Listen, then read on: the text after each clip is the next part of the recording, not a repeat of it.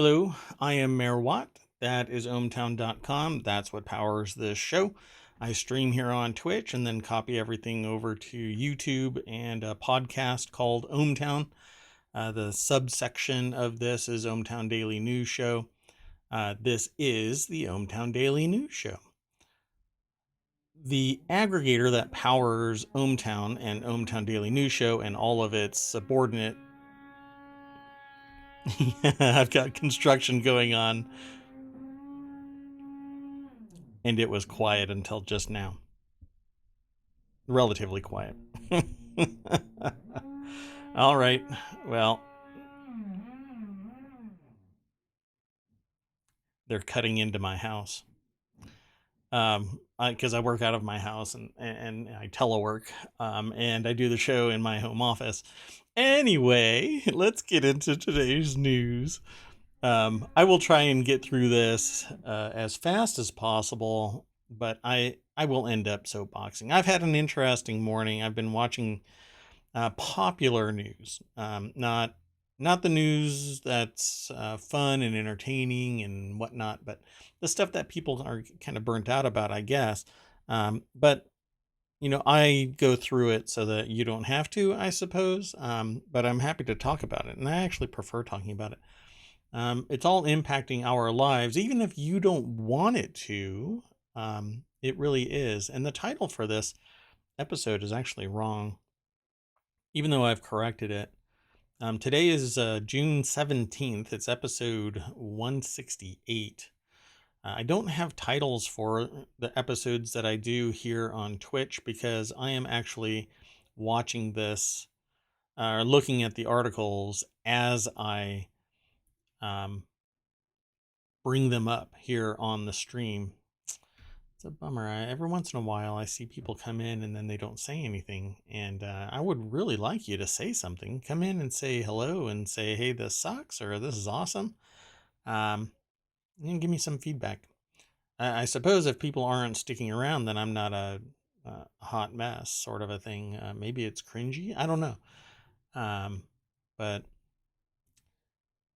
anyway, let's get into today's news. So what I've been watching has been kind of a mishmash of various types of news, mainly popular news like the Amber Heard trial and Ezra Miller hot mess and January 6th hot mess and like what they were referring to as LawTube, attorneys on YouTube talking about January 6th and basically saying that it's a hot mess and not legally sufficient for anything and et cetera, but it's a congressional hearing and there are legal ramifications. So I'm not sure why it's being diluted as to its agency with law. But I'm not an attorney. And again, I've said this before in previous ones. Even if I was an attorney, I'm not your attorney. So everything that I'm talking about should be taken with a grain of salt, right? If you don't think that it's important, then I suppose, I don't know, if you don't value my opinion, then I guess why are you watching or listening? And based on the fact that I'm not out there hyping myself up and not asking people to talk about me elsewhere, I guess, I suppose. And nobody is in my chat, I suppose. There isn't anything there. But ohmTown has been running for years. I use it in my daily life. I use it in my business efforts as well. And everything that I do is based on my desire to do so. So I am here to talk about the news. I've got already about 20 articles or so, and they run a pretty broad gamut of things. Again, I talk at the merging of business, technology, and society. Those are my areas of expertise, so to speak. And I definitely won't say that I'm the smartest person in the room. There's always somebody better out there. So, but my opinion is something that I will provide as I go through the news. So come over, hang out, throw in some comments in chat. Let me know you're out there, and be sure to follow that right there. I have a goal. My schedule has been screwing everything up, so people haven't been able to come regularly and hang out, and that probably irritated a bunch of people. But let's get into the news. And if you see something as I go through it, through the news, if you go over to ohmTown.com and go through the news, you'll find something. And if you're interested, throw it in chat and I'll pull it up on the screen and we can talk about it. I've been in business and technology and doing research in sociology over the years. And so I like to talk about it now. And again, somebody came in and then disappeared. Anyway, let's get into today's news. So the very first article is actually something more as a reference for those of you who are entrepreneurial in nature, or just pretty damn curious about things. And it is the pitch deck library that I always seem to promote here on ohmTown Daily News. It's over at Business Insider. I'm waiting for my mixer to analyze the data that's coming and remove the power tools that are going off in my backyard. Fascinating watching that happen in real time. I mean, they are loud, and I'm actually about 20 feet up. Okay, at any rate, this is in the Hatch Ideas channel, and that's because Hatch Ideas is about business, entrepreneurship, business transformation, intellectual property, etc. I actually have a special show about intellectual property under Right Protect, where we talk about, in the context of the United States, patents, trademarks, copyright, and associated things like plagiarism and whatnot.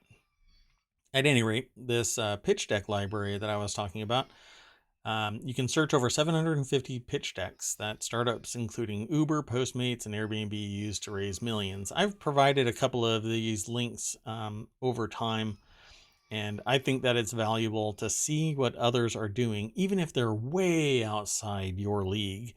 Whatever you were interested in launching, don't think that you can't reach this point, but also don't treat it as the rule of success, because that's far from it.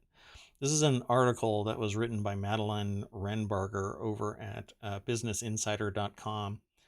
And it says, billions of dollars in venture capital flow every year to startups that can articulate their visions in a way that makes investors see dollar signs. That is far and away not the only indicator. This pitch deck allows you to keep the door open. Okay, so people who are interested in investing in a company, their door is open always for opportunity. But if you roll in there and you act like you have everything and you can't demonstrate that you have everything that is needed to be successful, there isn't an investor in the world that will invest in you. If you are a hot mess and they don't see success, then they won't invest. Plain and simple. When I first started, I was 18 years old and thinking that I had all of the answers and whatnot. And the first thing that somebody told me is that my enterprise was so young that nobody would respect it in the world of venture capital. And for the most part, that was absolutely true. Nobody was interested in an 18-year-old that didn't have political contacts, that didn't have great wealth, but was fully capable of launching the idea. And in fact, the idea had already been launched, and since then I've launched several others. But that initial project was already launched. I had been running it out of a 2-bedroom apartment with a programmer friend of mine, and I kept on pitching it to people. And ultimately what happened was 8 months later, a competitor came out that was politically connected and already um, well funded, and they dominated the market until they had to pivot because growth isn't perpetual. And I understood that. And I also understood that I didn't need great margins for me personally. What I wanted was the success of the business, of the idea of my baby being born into the world and everybody getting to partake. Um, Needless to say, um, that project went to somebody else ultimately, and long story short, ended up being wiped out by somebody who didn't want to launch what was coined a mega corporation. Um, and because of the way that things went down, I just didn't bother picking up the pieces from it because I was watching the market change. Well, during that time, I'm pitching this for investors, and people are looking at me saying, "You need what what was told to me was gray. I needed gray." And they're talking about some old dude, gray hair, with the wisdom of the business enterprise and the sector. And really, technology is uh, far and away not bound by age. If you are engaged and fully capable of programming or at least having some type of conversation skills, you have the ability to communicate, probably better than what I'm doing right here. You could be 15 years old in high school and launch a business that can be very, very lucrative, very lucrative. Um, but it really amounts to political connections, the ability to communicate, money that allows you to not have to worry about where your next meal comes from, things like that. And that last one is actually a social issue. And research has bore out that if you have to worry about where your house is or where your meal is or clothing or the fundamentals of society, then you're not going to be able to excel academically or professionally because you're too worried about food.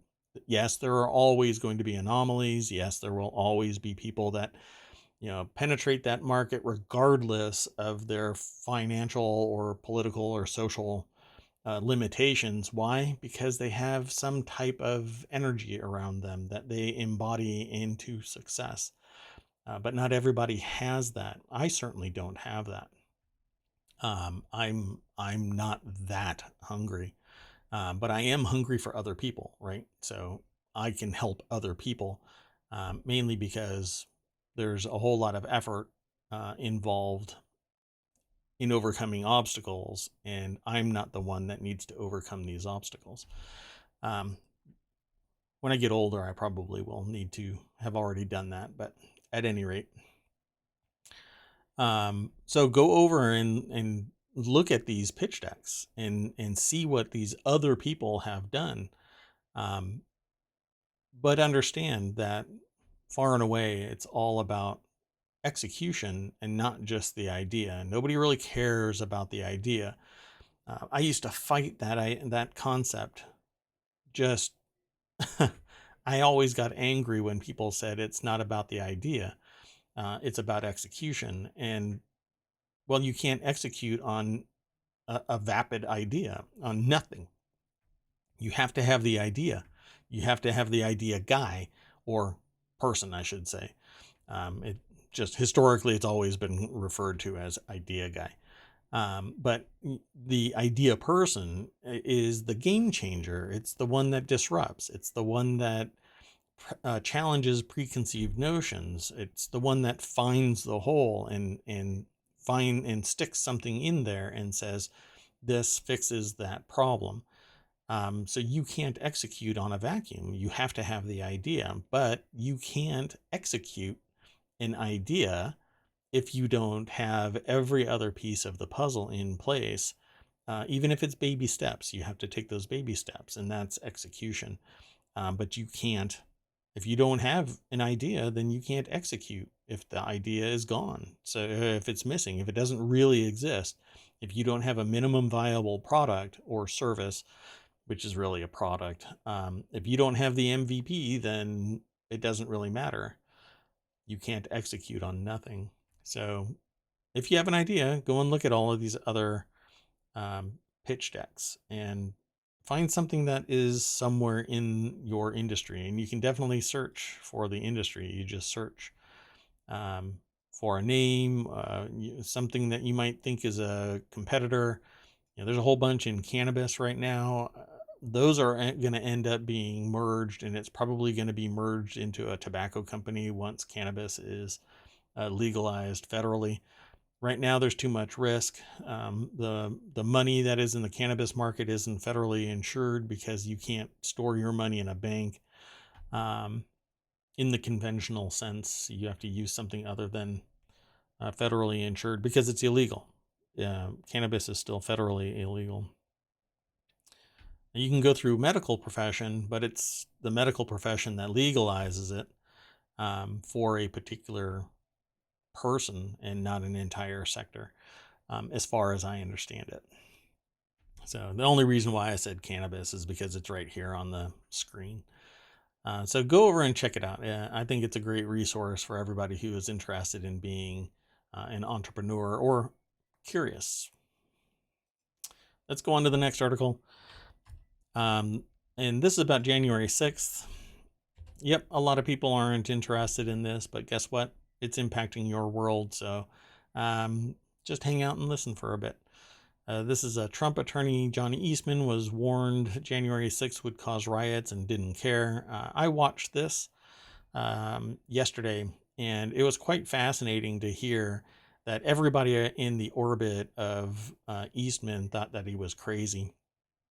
And I also think that there's another article, and it's the very next one that we'll get into here in a moment, but I think it's fascinating that anybody would argue that the Constitution ever thought that one person could dictate to the American population since the dawning of the United States, right? That one person could dictate to everyone what the election would be. There is zero historical context for it, too, until you get to the king, to the monarchy, until you get to dictators, until you get to fascists. There has never been an instance where one person was deciding the fate of a nation. And it's always been a plurality. It's always been Congress. It's always been the totality of Congress, right? And it's a three-part ecosystem where there's checks and balances. My problem right now is that senators have ever increasing influence on the outcomes of political discourse, whereas the House of Representatives is diluted, not diluted, but diluted over time. And here you have one person saying that one person can decide the fate of an election, and then when questioned, Eastman responded to the question, well, what about Gore in 2000, and what about Kamala Harris in 2024 deciding the fate of an election by sending out the electors and saying redo it? And Eastman says, no, that's not right, but now it's right for the Vice President Pence to send it back out. I mean, it's all bananas, fascist, crazy, that anyone, particularly in law, would suggest that our Constitution, the framers of our Constitution, ever intended that one person could decide the fate of an election and the course of our country. And when people sit there and chant and rave that it's our country, no. It's not one-sided country, okay? It's the plurality, and more people need to remain engaged. which is why I talk about it here, even if people aren't interested in talking about it here. You'll hear it from me, and maybe, the people that are on Twitch and on YouTube and whatnot will eventually discover me, but we'll see. It says here, Trump White House counsel Eric Hirschman testified in footage shown by the House January 6th Select Committee on Thursday that he warned Eastman his quote-unquote crazy plot to have the Vice President Mike Pence overturn the 2020 election would lead to widespread violence. I don't know if that's true. You can't really argue for the unprovable. It didn't happen. There wasn't anything that came of this other than discussion. After the coup attempt failed, it did show, though, a whole lot of people's colors, and I'm saddened by the fact that people are entertaining the idea that it's polar like this, and that there's a large enough cohort to overturn an election, and that there really are just two gangs, the Democrats and the Republicans, and the general population is kept fighting on the floor while the ultra rich and politically connected and those who think that they have a chance at that are eating very well at the table, while the plurality, the people, are still fighting on the floor. And if you think that you are being oppressed because you're one of the ones that wanted the coup to take place, if you think you're being oppressed, let me tell you, you don't know what the hell you're talking about, because you're not. Although not everybody has ample opportunity, the problem is that the culture is to hero worship all of the people that are currently in power, and keeping them in power. Vote them out. Move them on. But you know why you can't? Because big money is paying for all of it. And it isn't just the general electors. It's the people who have money, have political power, have connections. They're the ones that are saying yay or nay to things, because money talks and the people's voice is gone. I mean, you can rant and rave all you want, like I'm doing, but it's not going to move the needle one way or the other. If something wants to be done, it'll get done, but it's going to get done because I think every political personality should have a massive list and of all of their donors, ranked exactly who they are by the amount of money they are, and that way people can audit what's going on. Why is a decision being made for a particular company? Well, it's probably because so much money is being thrown their way. And it should be like a NASCAR vehicle. The companies that are donating well outside the personal donation levels should be known. And the number and the people that are donating, their names should be known. And all of these PACs and other BS that hides identity and puts people beyond arm's reach of awareness, shine light on people so that the world knows, that not just the world, but the U.S. population knows who is paying for representation. And that's why I think Citizens United is a horrible concept, because that is what has allowed nearly unlimited funds. Super PACs and Citizens United basically has invalidated the common man's voice, common person's voice. Let me restate that. The terminology is becoming archaic. Common man, man hours worth of work, etc. Even though man is a concept, is of humans in general. But again, I agree, it's an archaic term that is slowly dying off. Anyway, let's click the link. It'll take, I had to soapbox today, folks. Yesterday was a real, horrible day. Okay, so let's move on. The next article is, the article that I didn't link to yet is over in Vice by Cameron Joseph. Trump attorney Eastman admitted his January 6th plot was illegal and asked for a pardon. Quote, I've decided that I should be on the pardon list if that's still in the works, says John Eastman as he emailed the request to Rudy Giuliani after January 6th. Yeah, nothing says I'm doing legal things like asking for a pardon as a list is being developed. Yeah, these are called co-conspirators. This is the business plot revisited. And back in the 1930s, there was a business plot of fascist business owners, and that's what fascism is, to overthrow the government and install a fascist leader that would be purely business oriented, have the interests of a select number of people, and pivot the country into a corporatocracy of fascism. And now we have basically the equivalent, but throw in a few other things. Um, So he admitted on the eve of January 6th that his flimsy election plot was illegal.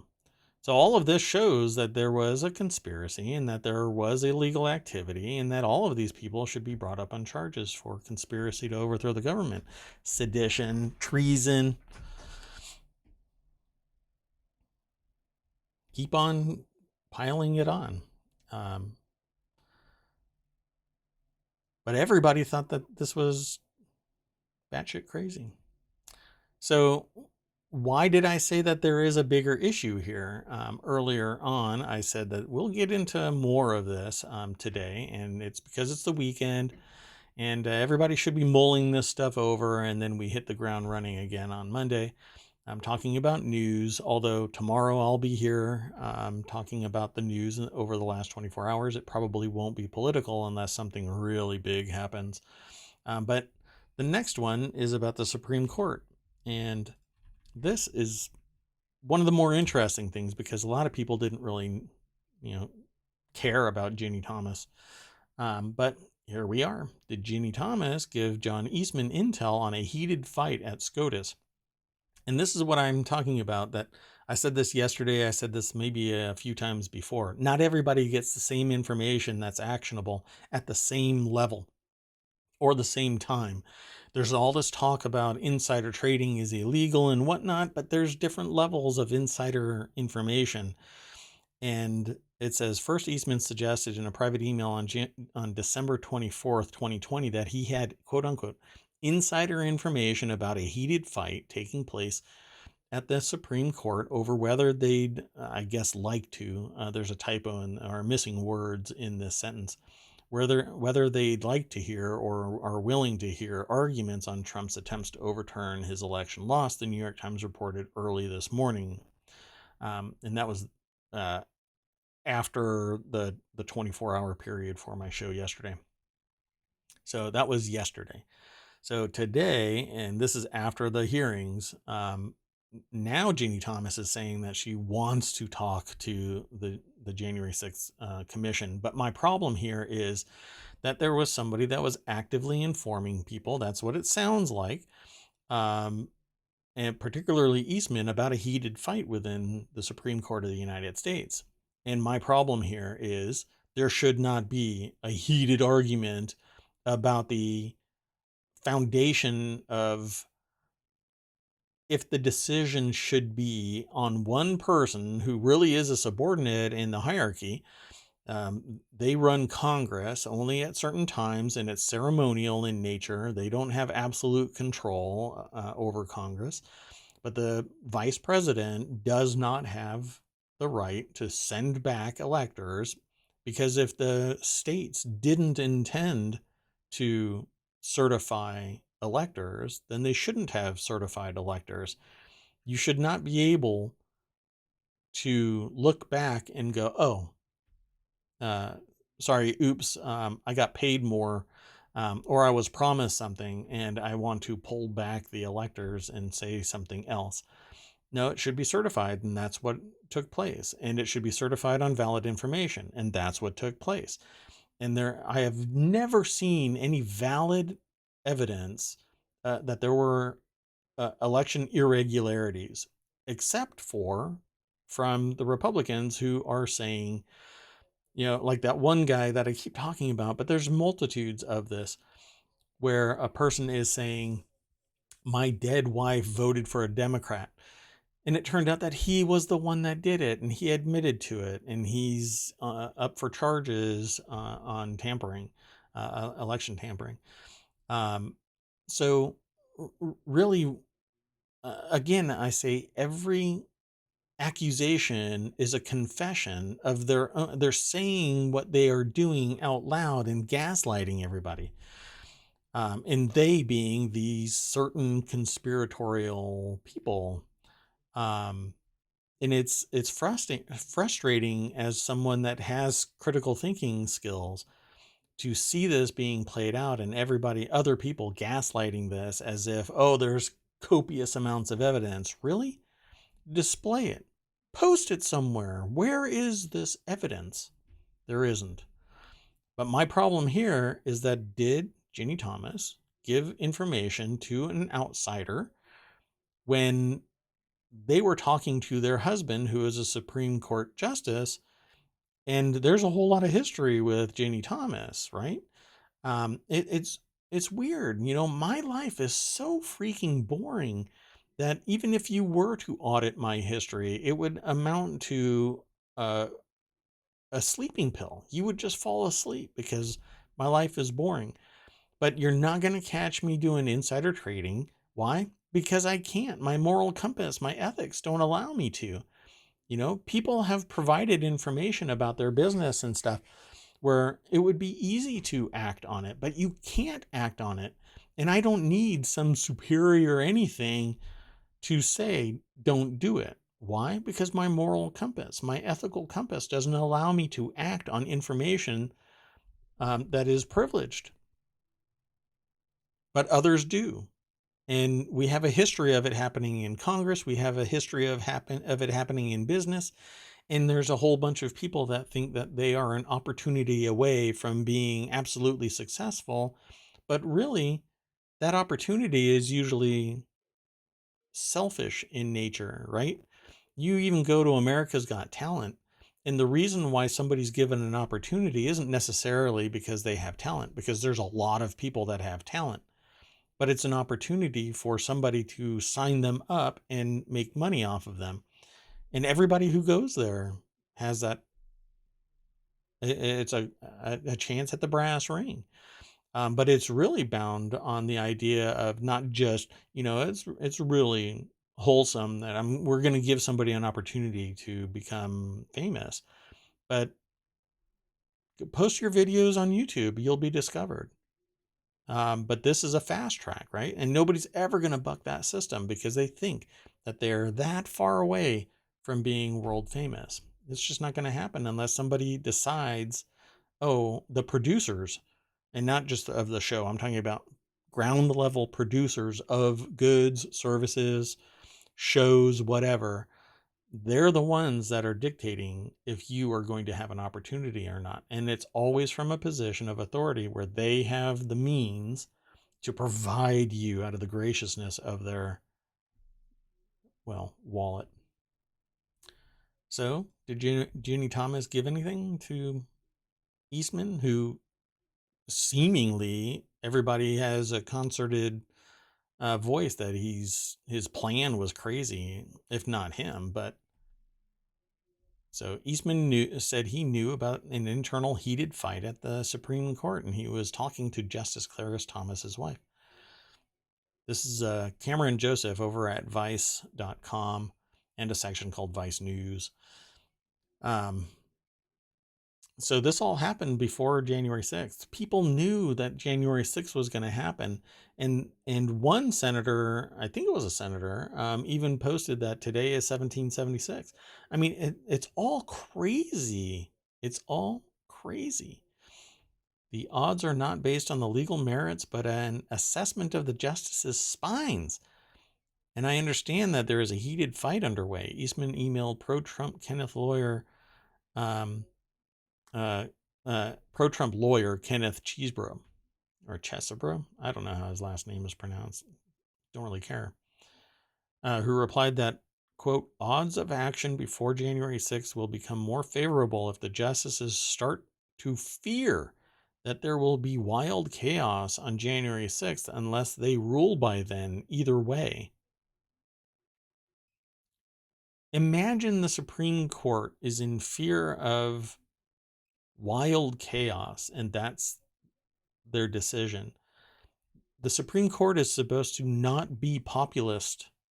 It's supposed to be founded in the legality of an action.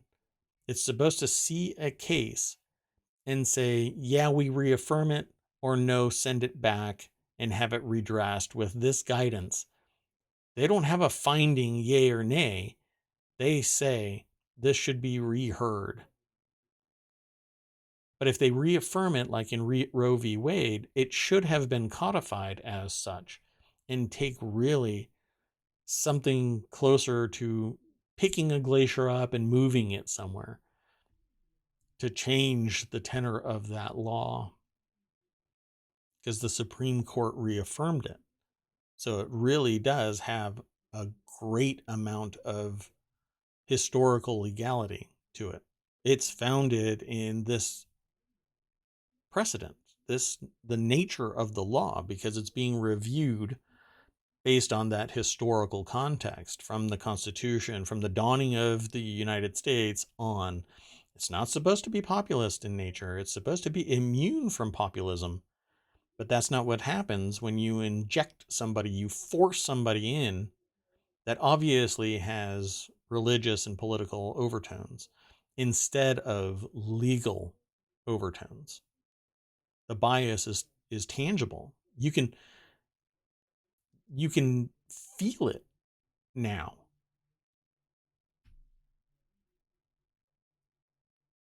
It's worth noting that Eastman and the Thomases have deep, decades-old ties. Eastman clerked for Clarence Thomas in 1996 and 97, early on in his career.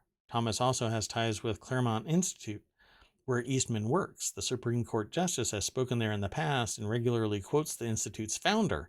That network of clerks is known generally to have remained close, even by the cozy standards of the Supreme Court.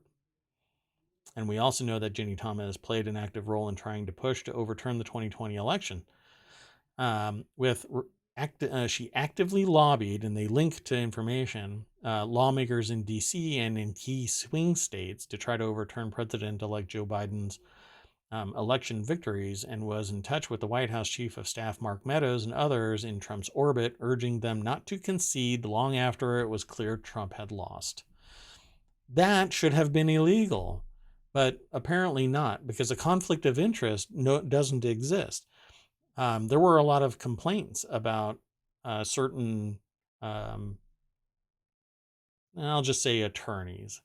And suddenly when their position changed from attorney to Supreme Court justice, all of it goes away because he's not an attorney anymore. He's not bound by the bar.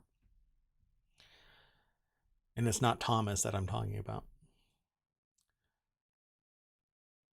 Although there might be issues with Thomas too. I'd have to do a deep dive to find out. But it's unsettling. It's unsettling that someone this close to the body that is deciding the fate, the course of the United States at this level is out there lobbying for their particular angle, and then suddenly it gets embodied in the Supreme Court of the United States.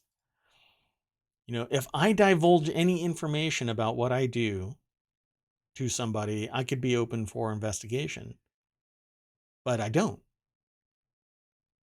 And it jeopardizes everybody in my orbit. So why is this okay? Even the optics of it. But apparently it's okay. Why? Because they have the means to litigate until everybody just drops dead. The next article is in the Hatch Ideas channel. Georgia GOP Senate nominee Herschel Walker admits to having more secret kids, now saying he has 4. I don't know about you, but having secret kids is kind of odd. Georgia Republican Senate nominee Herschel Walker now admitted to having 3 secret children. Walker previously said he only had one, but he's disclosing having a 10-year-old son on Tuesday. A day later, Walker acknowledged having two more children with other women. Herschel Walker apparently walked around. The Trump-endorsed Georgia Republican Senate nominee. Well, you can't be pro-family unless you start families. And former NFL running back. Should probably run the hell out of Senate. Anyway, confirmed the existence of two more secret children. They're secret children. I have a mic right here. I'm not talking into my crotch. Secret children, by the way. Okay? Shh. They're secret. But if you say anything about it, then you're attacking the children. Yet, they're secret. Earlier in the week, the Daily Beast first reported that Walker, who had previously said he was the father of only one child, is now up to 4. That we know of, folks, that we know of. He ran right into the bedroom. So this is an article over at Business Insider by Jake LaHoot, or LaHoot. I'm not sure how he pronounces their last name. Herschel Walker, the Trump-endorsed Georgia Republican Senate nominee, and I don't know how anybody can... Anyway. According to Arkansas court documents, Walker accrued $4,919 in missed child support payments for one of the women, ranging from October 2006 to June 2017. Walker had publicly derided fathers who do not raise their children, and on the campaign trail, he's presented himself as a caring dad. Everybody is equal, except some people are more equal. Herschel said that when a man has a child with a woman, even if you have to leave that woman, you don't leave the child.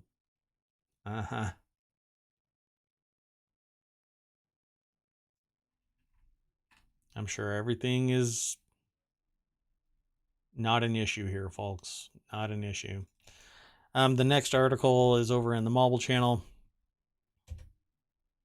Crypto investor sues Elon Musk for $258 billion over Dogecoin pyramid scheme. The lawsuit filed by plaintiff Keith Johnson in New York has accused Musk and his companies Tesla and SpaceX of running a pyramid scheme to inflate the price of the cryptocurrency. The lawsuit added defendants falsely and deceptively claim that Dogecoin is a legitimate investment when it has no value at all. Okay, so why here? Why now? Why? According to the lawsuit, since defendant Musk and his corporation, SpaceX and Tesla Incorporated, began purchasing, developing, investing, promoting, supporting, and operating Dogecoin in 2019, plaintiff and the class have lost approximately $86 billion. You mean they lost because they were following what was a hyped up cryptocurrency that's pegged to the US dollar, and like Bitcoin, it's meeting its maker. So, again, people don't complain when everything is smooth sailing, but the moment that they start losing is when all hell breaks loose and they find whatever they can that they ignored previously because they were making billions. Suddenly they're losing because the reality of this is it's all BS. It's pegged to the US dollar, and that's why it has any value. Suddenly they start complaining. This is an article over at The Hill by Sarakshi. Sorry, pardon me. I'm going to try and pronounce this name right. Sarakshi Rai. Let's see. Let's scroll through here. The lawsuit also details Musk's tweet and videos on Dogecoin over the years. The lawsuit highlights how Musk referred to himself as the Doge Father while promoting his appearance on NBC's Saturday Night Live. Now, if you're on Saturday Night Live and you invest on anything that's satirical, then you are basically following some technical that you think you're going to profit from. And when it does collapse around you, unless you're on the inside loop where you know that you're going to start losing, so you either short it or you sell just to get out from under it, you basically bought and buttered your own bread. So eat it. Johnson, who is referred to in the lawsuit as an American citizen who was defrauded out of money by defendants' Dogecoin crypto pyramid scheme, is suing for $86 billion in damages, representing the drop in the currency, asking for triple those losses and an additional $172 billion, probably in punitive, an attempt to be punitive. He also wants Musk and his companies ordered to stop promoting Dogecoin and that Dogecoin trading be declared gambling under U.S. and New York law. Yeah, well, I mean, if they lost money, then they're an investor. It has inherent risk. This is going to get thrown out. This is just crap, in my opinion. Let's see what happens. I guess we're going to watch it. I'm going to mark this so that we can watch this. We'll watch how this thing plays out. So let's continue on. Otherwise, I'll be here forever. Which is fine if there were people in chat and talking with me, but come and hang out. Throw your 2 cents into, or 8.6 cents, which is what Dogecoin is worth, I think. I'd have to look it up. I didn't look it up. I know that Bitcoin is kind of crashing. Today, though, it's up $230 and, 210, but it wasn't feeling very positive. And I think that it might start after noon. It might start noon Eastern. It might start trending down again. Same thing happened with Dow. It started out good and now it's in negative territory, or flat, but it's Friday. Unless some really horrible news comes out, then the stock market will probably be flat. At any rate, the doctor who pushed hydrochloroquine gets 60-day prison sentence for storming Capitol on January 6th. Same thing. The LawTube people were saying, like, some really good people were caught up in the frenzy. No. Critically thinking people don't get caught up in frenzies. Okay? Critically thinking people say, holy crap, that's bad. I'm going to go in that direction and get the hell out of Dodge. That's not what happened. Everybody that took part in storming into the Capitol should be held accountable for it. They knew full freaking well what was going on. And when you see a column of people in fatigues or in camis going through a doorway and they've got zip ties and people are chanting "Kill Pence," you better have your freaking head around you. Just get out. Situational awareness, be street smart, think critically. That doesn't, it's willful ignorance, and you can't sit there and say, oh, I was just all caught up in it. It's a garbage tactic. I can't get away with that. Oh, I didn't know that I had to pay my taxes. If it was just hanging out in front, I don't care. But if you're storming into it, you're causing violence, you're harming people, you should be held accountable for it. I mean, this isn't just a piece of paper that you're filing. This is, you're breaking into the federal government. Your voice isn't being heard at that point. People are going, you're trying to kill people. Y'all are crazy.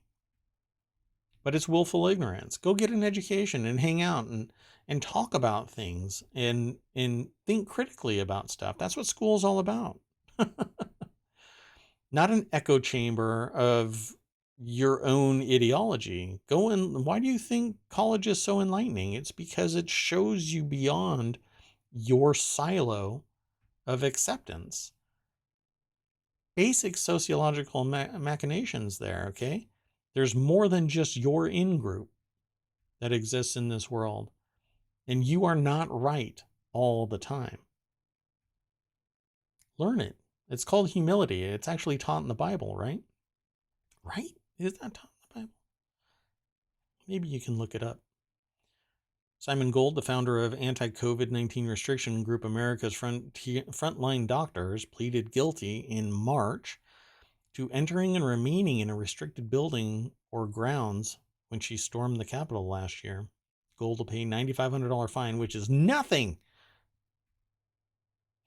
The largest amount of money ordered to be paid by any of the 200 January 6 rioters already sentenced, in addition to serving 60 days. And this ignorance about the unproven drug hydrochloroquine does nothing. Some people have the ability to fight the COVID-19 virus. This is just anomaly. It isn't a proven, demonstrable solution to COVID-19. And a doctor that is pushing that should have their license taken away. I certainly wouldn't want to be treated by some derp that thinks that hydrochloroquine is going to solve my COVID-19 problems. This is an article over at The Hill by Chloe Fulmer. There isn't really much else to this article, although they always provide more context to it. But America's frontline doctors characterize Gold's trial and sentencing as political persecution, which is just BS, and raised over $400,000 to support the prison-bound doctor, which Cooper calls a disservice to the true victims that day, according to CNN. No, they are not a victim. They are a perpetrator of violence and supporting that violence in the Capitol. Gold stormed the Capitol alongside other rioters and spoke to them through a megaphone once inside. Boom. Stop the steal. Prove it. Show me some evidence, please. Somebody out there, show me some evidence. Just show it. Just come on here, post a link. Let's see. Let's see what it is. There isn't any. It's all ignorance. It's all misunderstanding of how the process even works. Like this bogus ballots being pulled out from the blah, blah, blah. No, you are lacking context because you're ignorant of what really went on and what goes on. You may think it's this way or that way, but even I suspect I'm not a particularly trusting person. Well, I'm not a trusting person. And I don't like the idea that the public doesn't get to audit the software in voting machines. I think the public should have a right to look at the source code of voting machines. And if because the security apparatus around the world will look at it to see if there are holes. And some people will keep it secret and they're unscrupulous and unethical, and others are bug hunters who will find it and say, here it is, I found a bug, give me the bounty and fix this piece of crap software. And others will just provide solutions and say, okay, here, I found a bug, go and fix it. But more eyes on it need to be on it because software is only as good as the programmers and the ones who audit it. And nobody is absolutely perfect, but you can get wisdom through the masses to some degree. More flaws would be found in the voting software if more people were looking at it. And I still have concerns because I have very little faith in humans not trying to exploit other humans because they think it's a freaking game and not the future of mankind. Humankind. Let me just say humankind again. Mankind, it refers to everyone, but I know that it's not generally, well, I mean, some people don't accept that. At any rate, the idea is that I still suspect the software and everything, the infrastructure, because you can do man-in-the-middle attacks. Security is only as good as the security in place. If there is a weak link, if I can get into the system and manipulate, and I know enough about it, I mean, just like countless other issues that have existed in cybersecurity, the moment that I have enough knowledge where I can get in there and tweak a bit, then I can manipulate the numbers. But that isn't what's taking place right now. It isn't sophisticated enough to warrant, getting rid of electronic voting. In fact, I think that it should be expanded because there's greater distance between voting places. There isn't time. This isn't 10,000 farmers that have to show up on Tuesday and vote. No, you've got 300 million people that need to show up and vote. And so more election locations need to be made, and make a compelling voting system that is secure, but yet publicly audited, so that people with an interest and an understanding, subject matter expertise, and skill can look at the code and look at the infrastructure and say, this is right and this is wrong. But that's not what's happening. Let's move on to the next article. It's in the Hatch Ideas channel. Soaring U.S. car prices compel buyers to travel thousands of miles for deals. After an auto dealer demanded $10,000 above sticker price for a new hybrid vehicle, car shopper Michael Rathjen of Kirkland, Washington, resolved to pay no more than the manufacturer's suggested retail price of the vehicle of his choice, and he never dreamed his quest would drive him 8,000 miles, or sorry, 8,000. I'm an idiot. 3,000 miles from their home. I'm calling across the country. I'm thinking this is not going to be possible. I'm not going to find a dealer selling at MSRP. Yeah, you're right. In fact, we were looking at a car and found one, but the moment that it landed on the lot, there was a premium applied because it's supply and demand. And I still think that it's greedflation.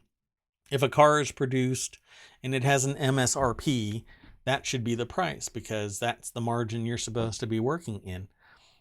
If the manufacturer raises the price, then so be it.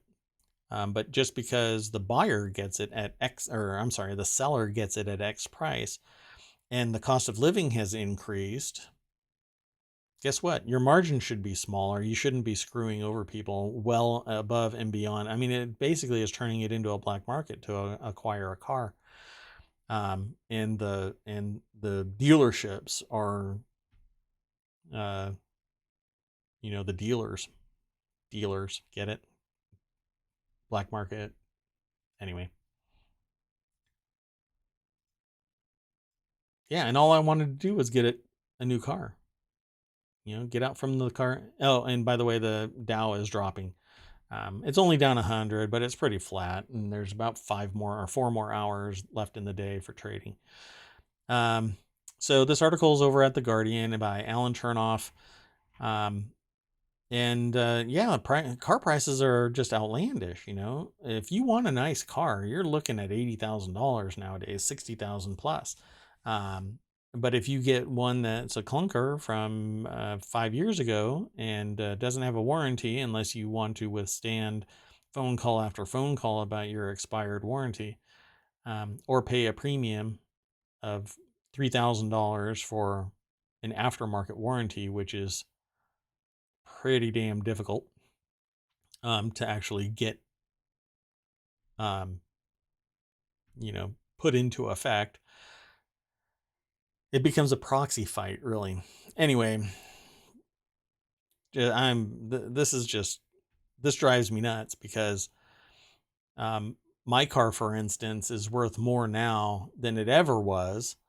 And yet, if I sell it, the car that I really want is an old beater now. I want a rat rod, but that's not really accessible for me as a daily driver. But my car is now just outlandishly expensive. It's really bad out there. So everybody should just stop buying cars unless you absolutely need to, and don't endorse this by purchasing. I mean, the moment that you start allowing these prices to take hold, you're basically endorsing this. You're saying yes to higher prices. Yeah, I know some people need to purchase a car, but do you? Get something else. Buy a horse. The next article is over in the Hatch Ideas channel. Fed up with endless cookie consent boxes, the UK plans to kill them off. The government says new data reforms will reduce the number of banners that appear on the website asking people to consent to cookies. How about just stop tracking me like that? Just track on the macro. You don't need personalized anything for me. Some people are appreciative of that, but it shouldn't be. like this site and others all have that banner that says track or don't track, data adequacy. However, some are worried that the shift may move British data standards too far from those in the EU, threatening a so called adequacy arrangement that allows for the free flow of data between the two. EU adequacy decisions do not require countries to have the same rules. Our view is that these reforms are fully compatible with maintaining a free flow of personal data from Europe. These reforms will need to carefully balance maintenance of this hard-won decision. Some are concerned that reform could threaten the EU's decision to allow free flow of personal data.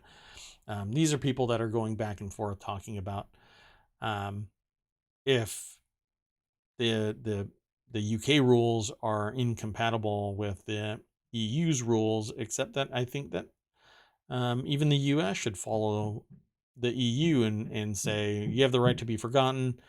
You have the right to not be tracked. And that is the end of it. You can track in the macro that somebody is accessing the site and they are following this path through the site, but you can't keep my IP. You can't keep my identity. You can't inform others of the same.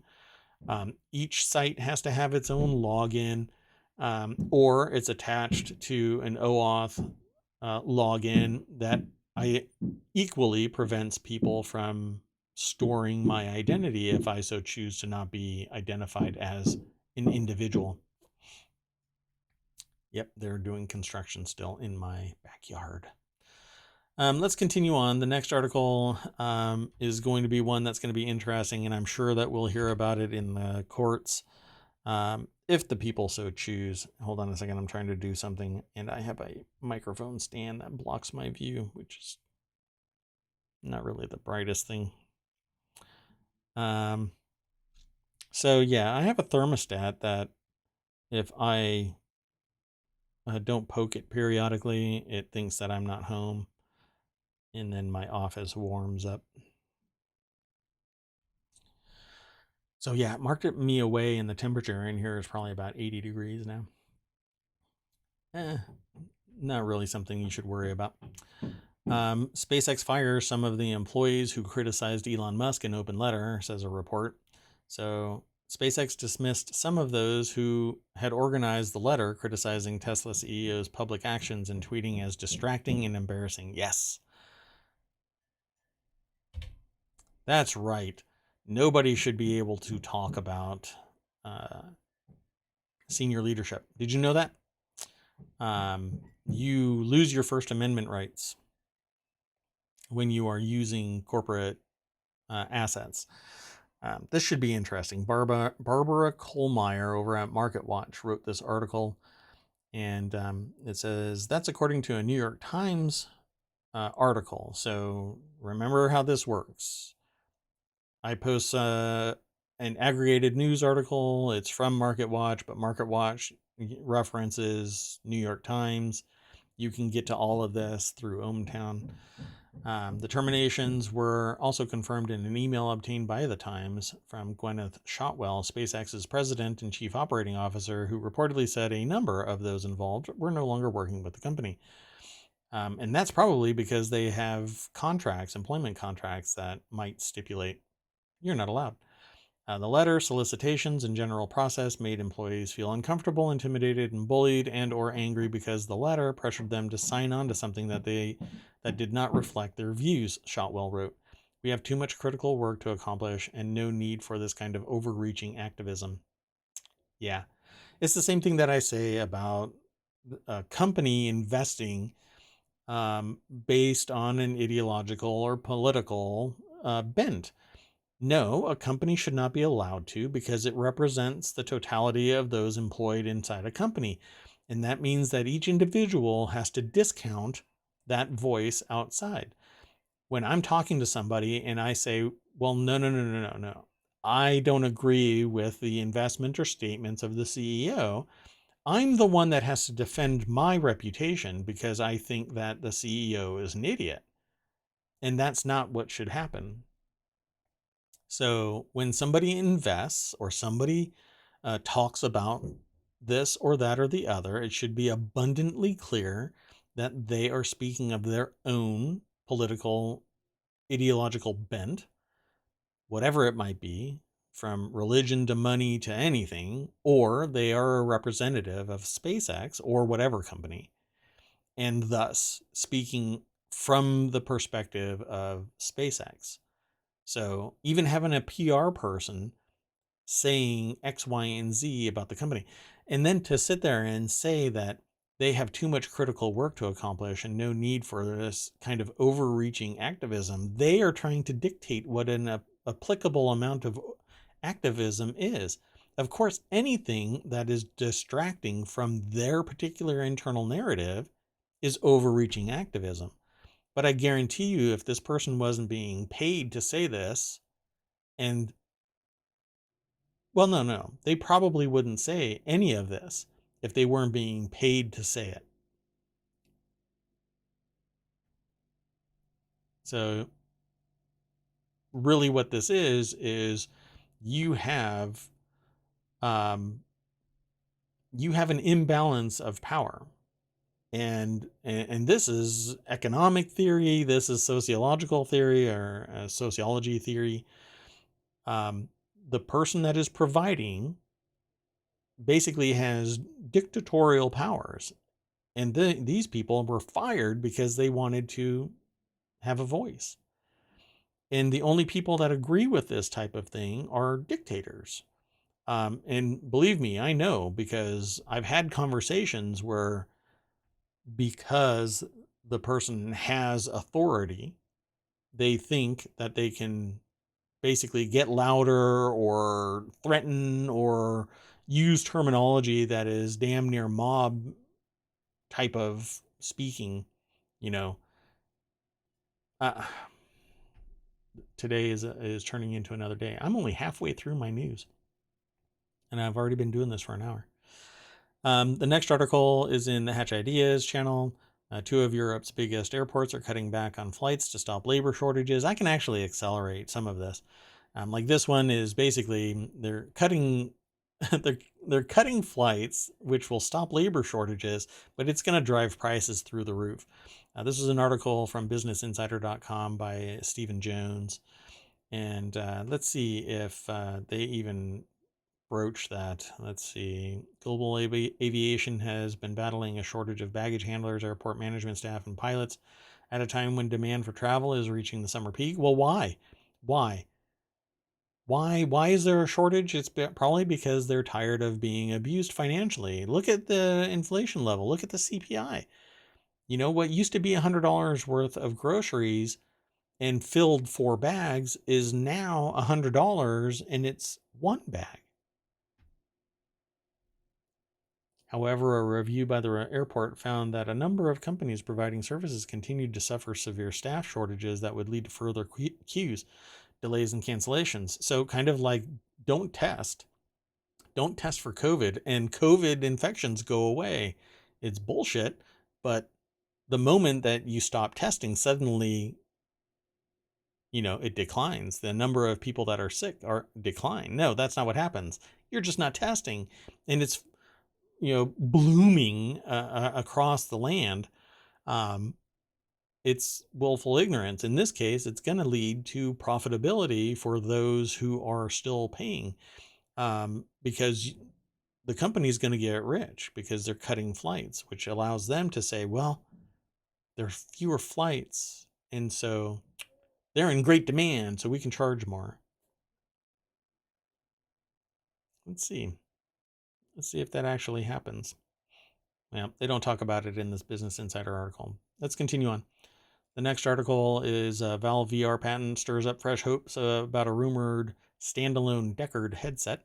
Valve's most recent VR headset was 2019's high-powered, high-priced Valve Index. I don't know about high-priced. It was $1,000 fully. The full kit is $1,000 for VR, for crying out loud. With that resolution and that capability, and the fact that it's part of the ecosystem in Steam, spectacular amount of value in the Valve Index. If I wanted to hang out with cables, I would have kept it, but I sold it.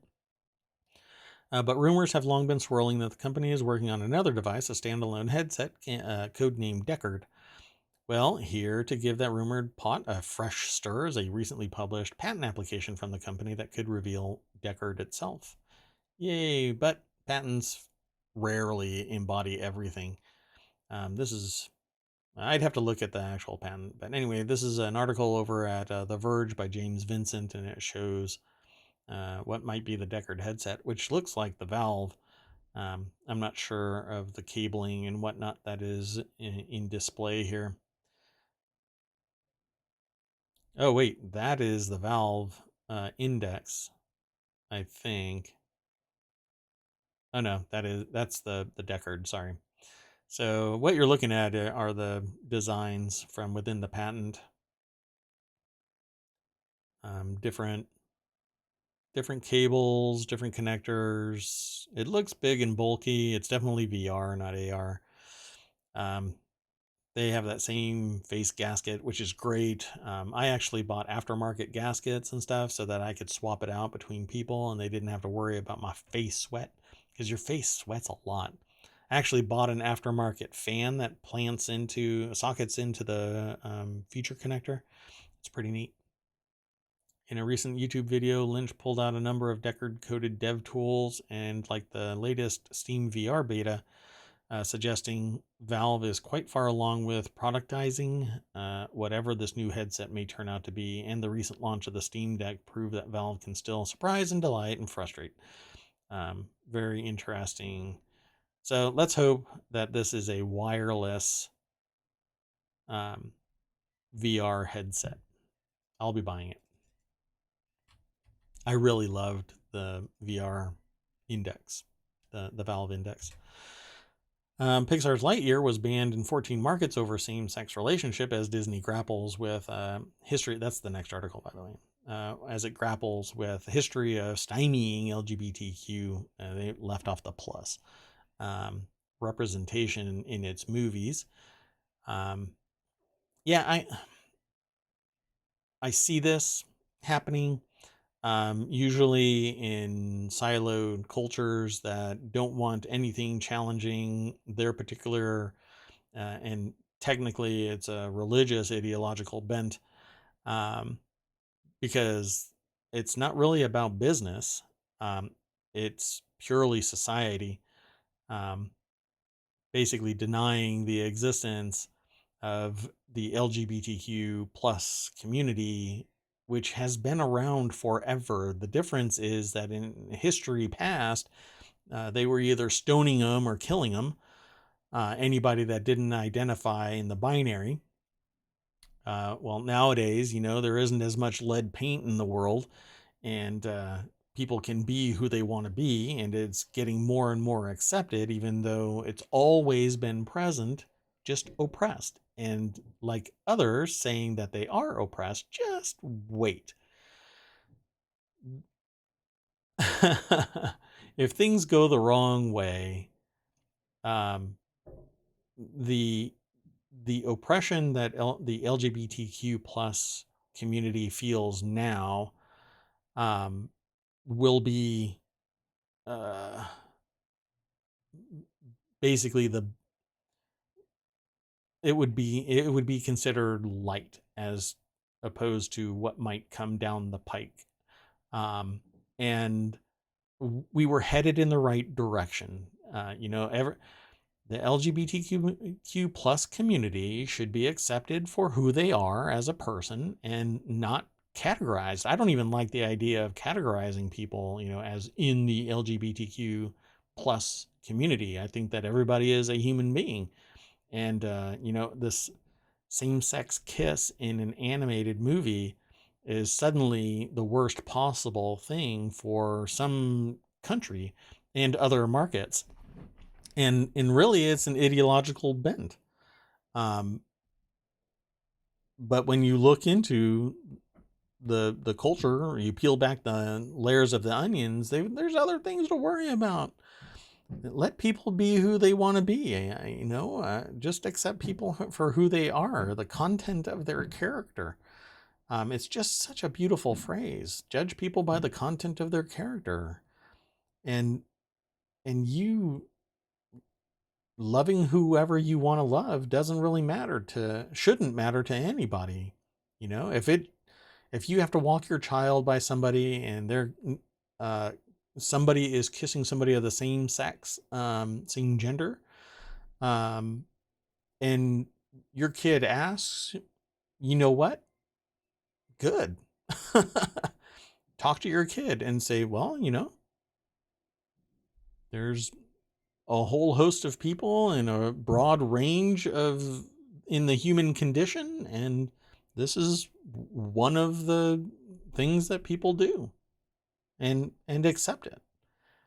But the only way that your kid is going to not accept it right out of the gate is if they have been raised to not accept anything other than binary, which really speaks to raising kid instead of teaching a kid how to be a human being.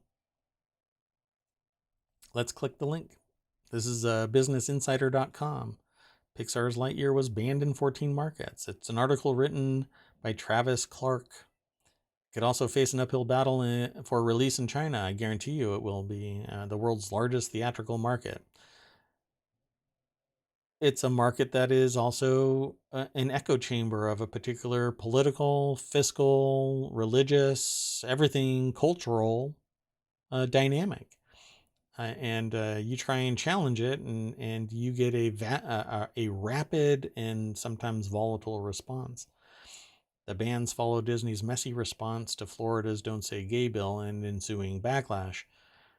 Yeah, and it's a shame. And Disney has to essentially buy back its soul for its historical stymieing of LGBTQ representation, even though the LGBTQ community really enjoys Disney. Let's continue on. The next article is in the Marble Channel. Doctors pull off kidney transplant with no immune suppressing drugs, which is a spectacular movement, moving the needle in terms of transplants. Pediatricians at Stanford Medicine have now developed a method of carrying out kidney transplants in immunosuppressed children using stem cells from parents, negating the need for these drugs. Beautiful. But there is an ideological bent against stem cells because of the perceived source, even though you can get stem cells otherwise. These undifferentiated cells can be turned into anything, and using stem cells from parents means that the genetics are aligned with the offspring to a greater degree than some rando. Let's click the link. I'll be moving on. I've got about 5 more articles. This article is by Gianna Melillo. Not sure of the inflection there. Sorry about that. Kidney transplantation, although necessary, is associated with a host of challenges for patients, including lifelong reliance on immunosuppressants. Time to grow those kidneys from the genes of the parents or the person themselves. But there's always issues with that.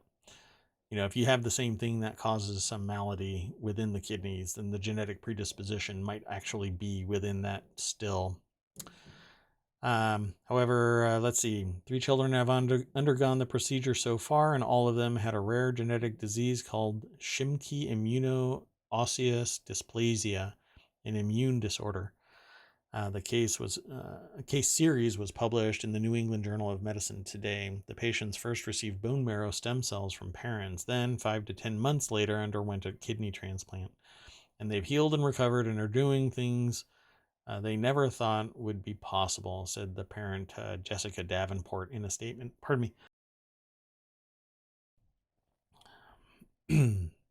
One child received transplants from Jessica and the other from their father. All patients no longer have Schimke immunoosseous dysplasia and have been living for 22 to 34 months. Beautiful, beautiful. This is technology's benefit, folks. This isn't somebody wishing. This isn't somebody holding prayer.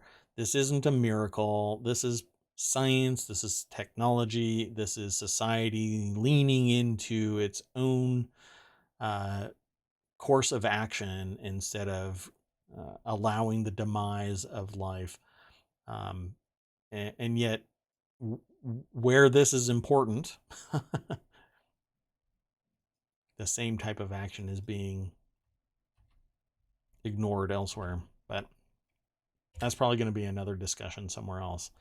Apple's iMessage, this is the next article. Apple's iMessage edit and unsend features in iOS 16 sparking concerns about abuse.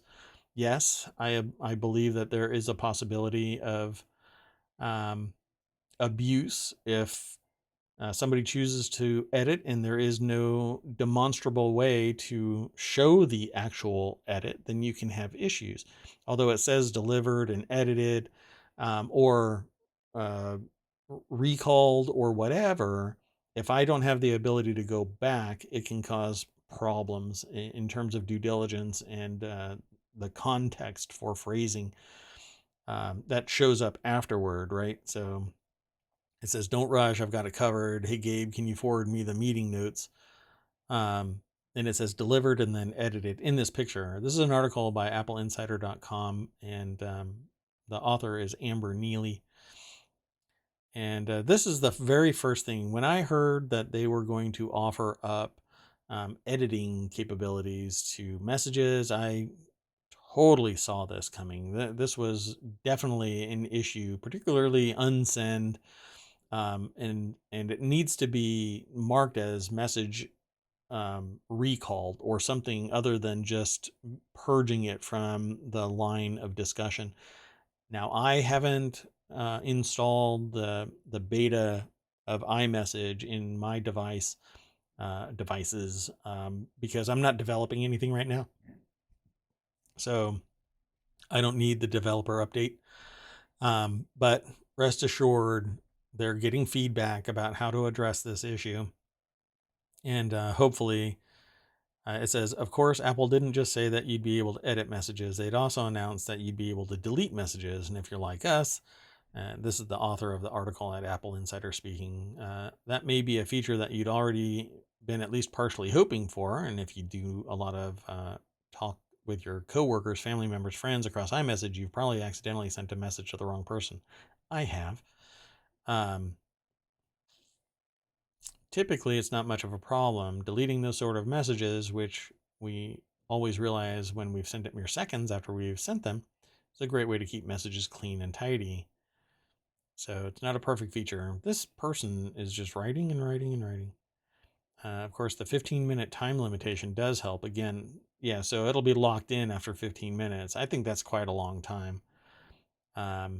So the worry that some people, especially younger people, would be able to use it to harass peers and erase all evidence. Well, it's never erased. Once it's sent through the system, it can probably be subpoenaed. I'd be surprised if it's purged. There's probably a document change list that you can see once you, behind the scenes, you'll be able to pull its entire history. Because everything gets time stamped because of forensic analysis so far. So this next article is in the Law Nerd channel. Did a professor just leave a top law school and refuse to grade exams on the way out? That's one way to get out of reading papers. Let's click the link. It'll take us over to abovethelaw.com. And it says, update, the school apparently managed to get in touch with the professor and grades were posted this morning. Yeah, probably all A's. This article was written by Joe Patrice. Let's see here. Final exams concluded over a month ago, but a number of worried UCLA law students say that they still haven't gotten grades for some of their classes yet. Which is wild because UCLA is showing students everyone else's grades. Hey, bam. I guess they might have missed that because the final grades didn't get posted. Yes, the same week we reported on the school accidentally distributing the GPA spreadsheet that showed everybody's grades to every other student. Actual GPA. It's funny though, because this actually used to happen. You used to see what somebody actually got. We're hearing that one professor hasn't turned in grades yet. And worse, students say they've been told the professor isn't just refusing to grade the test, he's actually ghosted the school completely. Well, apparently it's been remedied. So this is apparently a nothing But I'm sure that uh, the professor made the determination and then was reminded that they were in an employment contract, which is usually a one-sided contract. Doesn't really protect the professor at all. Um, no, they that unless they're tenure, and then it's a little bit heavier hitting. Um, so apparently it was fixed. So, but again, a professor just walking out, that happens quite a bit, particularly with adjuncts. Um, and and really what would end up happening is the program manager would either read all of the material and grade it based on their subject matter expertise.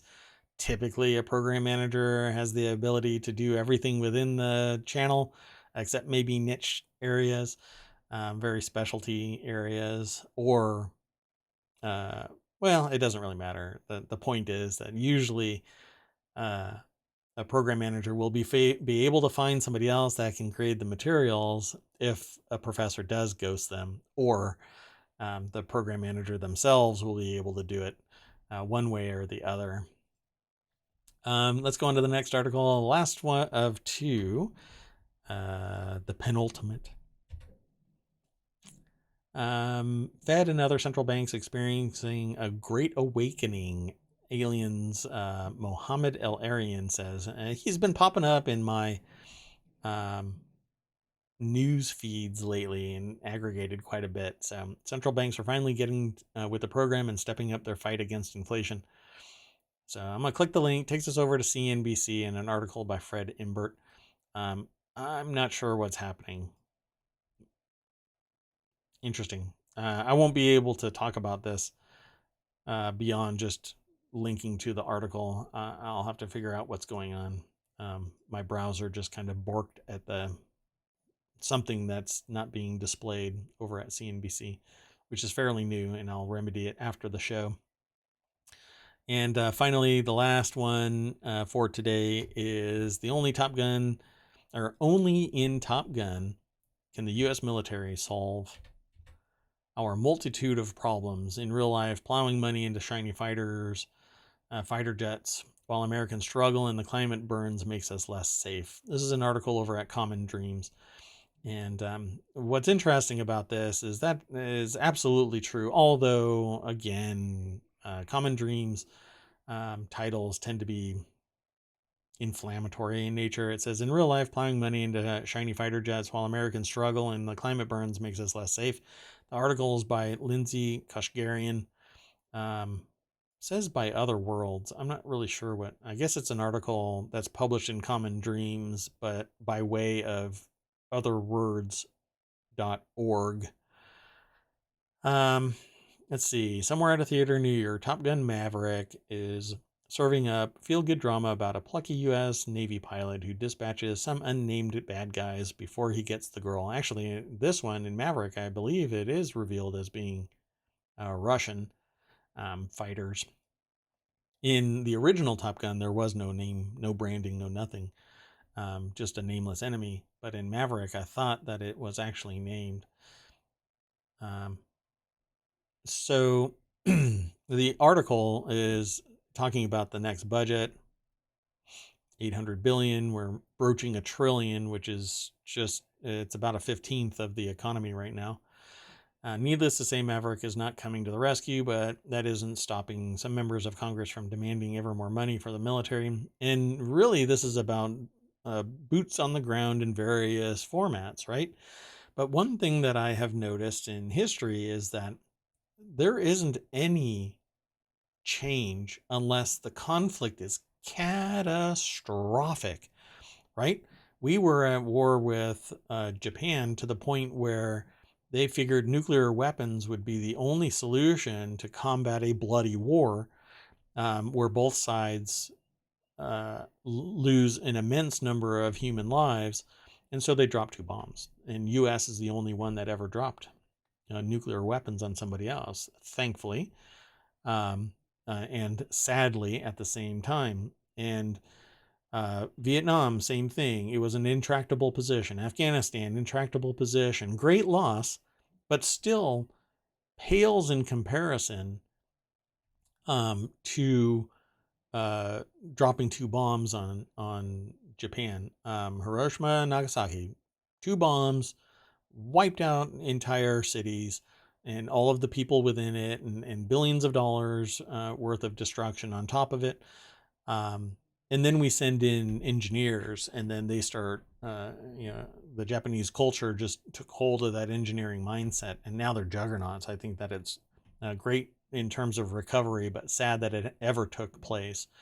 But these conflicts are just intractable when they are at low level. It has to be catastrophic.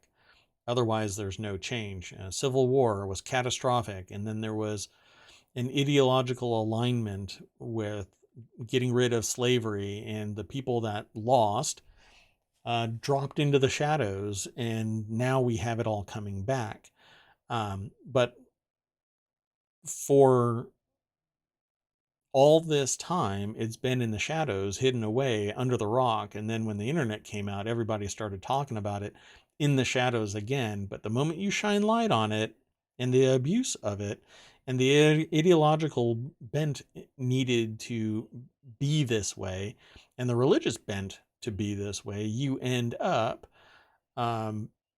basically the people that think critically about it going, you're saying the quiet things out loud again. Do you know how crazy it all sounds?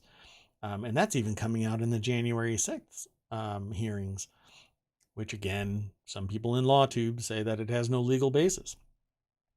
Not sure how that works, but okay, I'm not an attorney.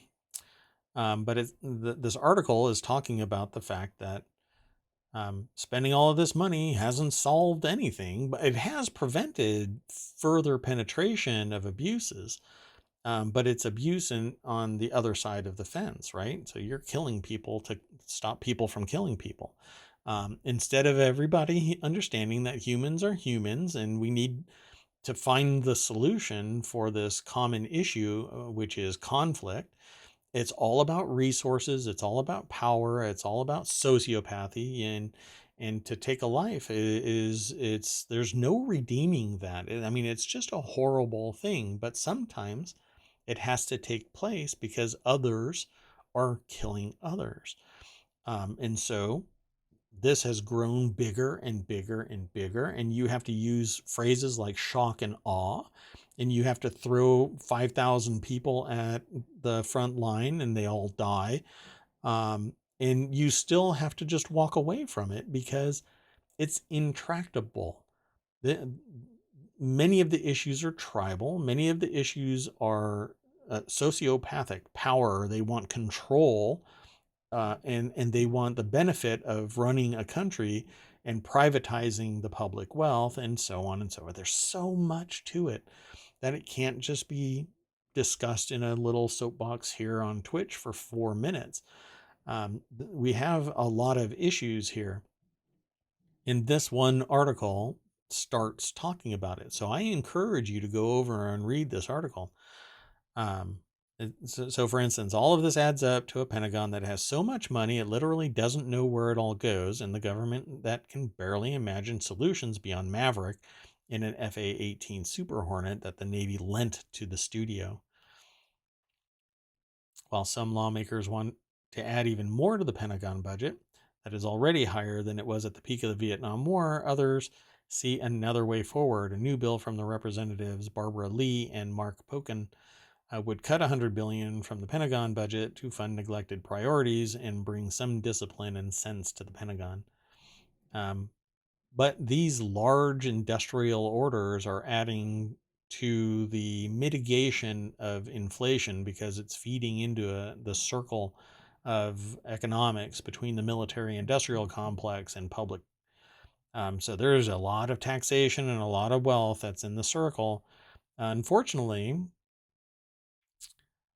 this is usually higher budget manufacturing, so all of that wealth ends up in people who are already in the pockets of people who are already super wealthy and connected and can weather the tide of inflation, versus people who are making $7 an hour because the states won't mandate 15, which still in this day and age isn't enough to pay for the median rent, let alone trying to buy a house. Why? Because we have more billionaires than ever, more extremely wealthy millionaires than ever. And you don't get that way by allowing for great equity and inclusion and opportunity. You have to be exploitive. And when 20% are ultra rich, that 70% is the bottom of the middle class that used to make up the bulk of the mitochondria of the economy. And that's what I call the middle class. It's the mitochondria of the cell that is the economy. But now it's all really, you know, them versus us kind of mentality, and that needs to go away. For the limited great good that the ultra wealthy provide out of the kindness of their own tax deductive hearts. Yeah, it still belies just how much wealth is stored within a very few people. At any rate, that is the last of my soapboxing for today. A whole bunch of articles are going to be in the show notes over on YouTube and in the podcast. Thank you very much for coming and hanging out. If you didn't stay, shame on you. You should have stayed. You should have said something. Come and hang out. Follow me. We'll talk more about news within the crossroads of business, technology, and society. Thanks for coming. Bye-bye. Yeah, I have to look down. I still don't have this button. Whatever.